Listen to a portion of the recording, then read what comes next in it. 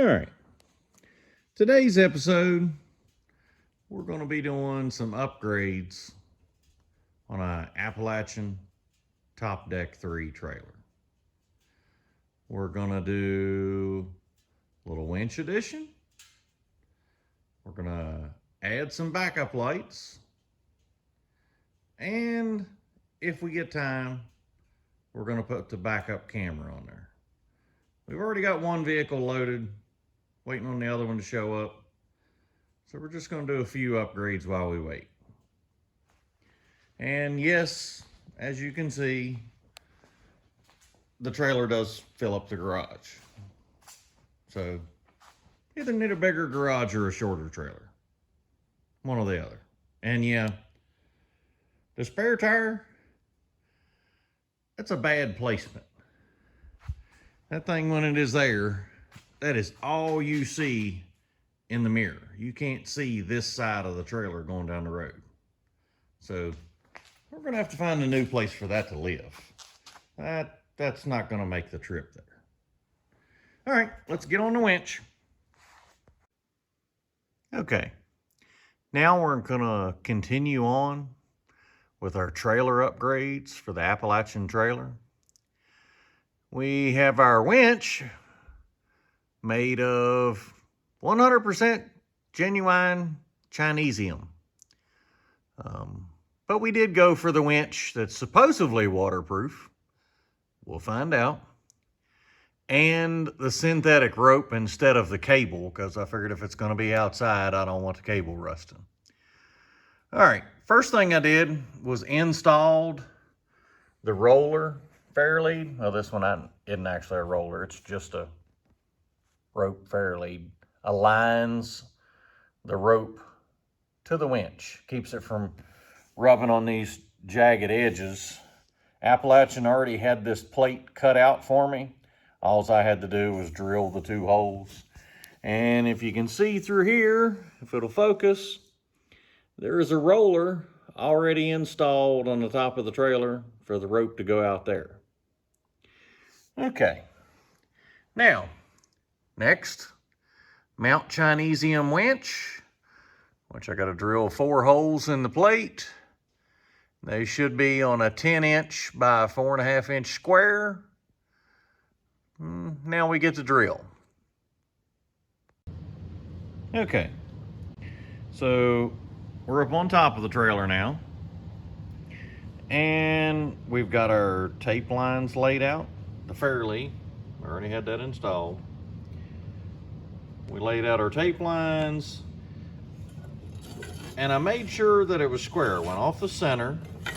And I made sure it was square to each side because I didn't want the winch, I didn't want the rope to wind all up on one side. If it's leaned this way or this way, the rope will line up on that side or that side. So I wanted it straight so that you get an even wrap when the rope winds back in. All right, we got our marked 10 inches by 4.5. Now we need to drill. Okay, we got the winch mounted. She went in the first 4 holes I drilled, so that was a good thing. Put the synthetic rope through the fairlead, bring it back around, trying to put the hook on. And I noticed it doesn't go on fully. So that's what you get with cheap Chinesium. We're gonna have to smash that down a little bit. Okay, hang on. Okay, so now we have the control unit mounted. You see you have the red, yellow, and black short leads. And then you have the ground wire from the control unit hooked up to the ground terminal underneath and the large ground cable and the hot battery cable. And I think they gave me enough cable. I could set the battery in the bed of the truck and run this winch. There's a space for it here on the shelf, but we'll see. Not sure where I'm going to mount the battery. Either there or just carry it in the bed of the truck, because I probably ain't going to use it that often, but we'll see. Yet to be determined.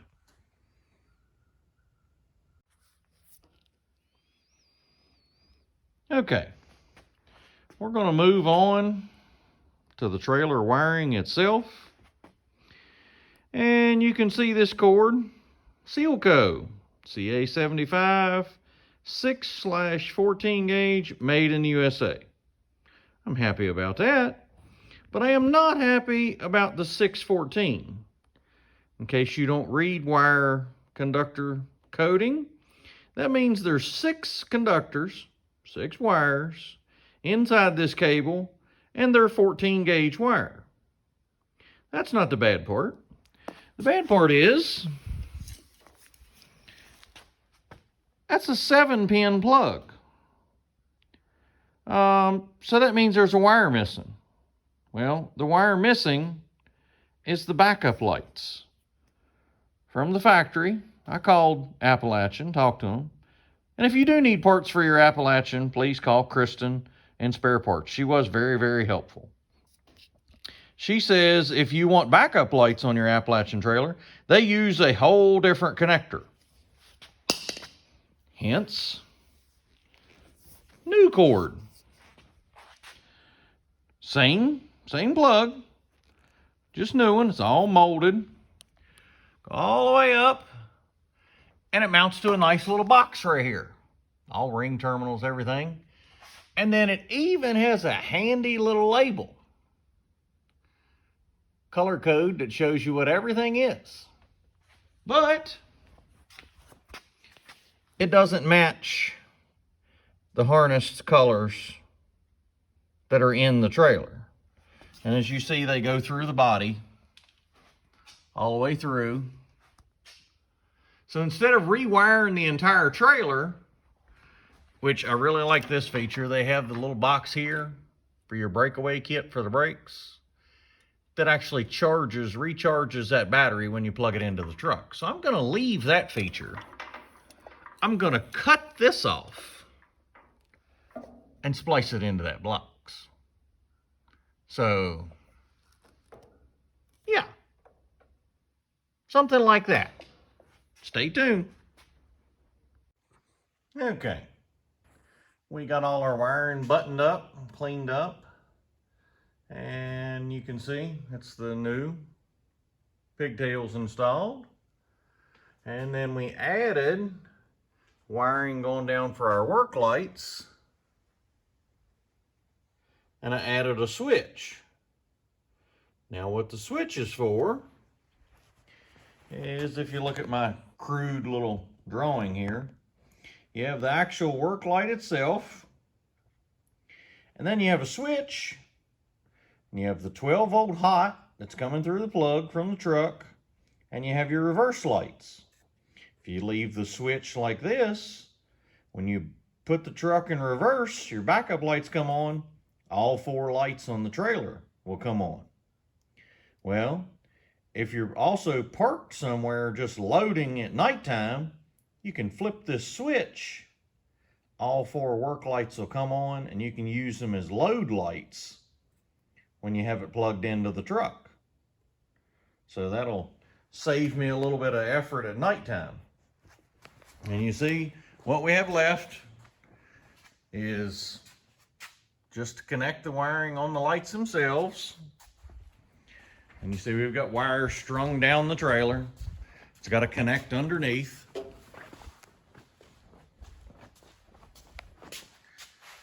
We got one work light there,